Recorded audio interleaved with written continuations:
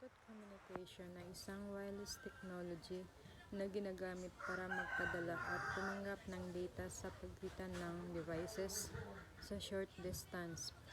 Ibig sabihin, hindi na kailangan ng wire o cable para makapag-connect ng dalawang device tulad ng cellphone, laptop, speaker, headset, o smartwatch.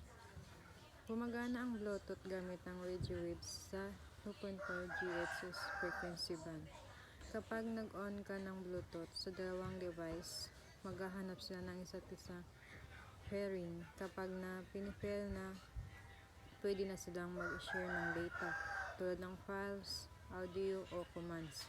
Halimbawa, kapag nag-connect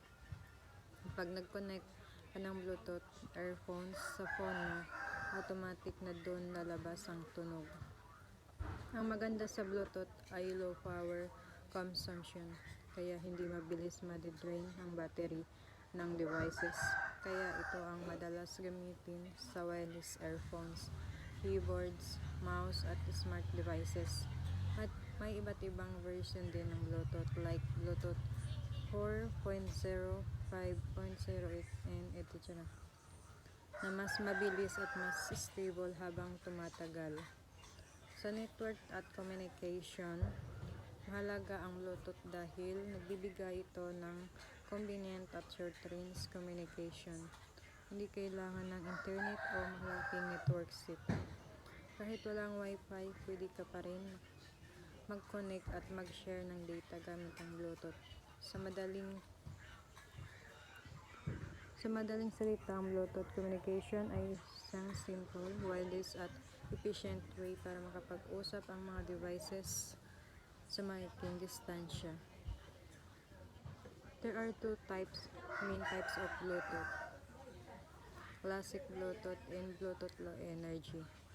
Classic Bluetooth is designed for high data transfer, which is useful for streaming audio or transferring large files. On the other hand, it's optimized for low power consumption, making it ideal for devices like fitness trackers, smartwatches, and other IoT devices.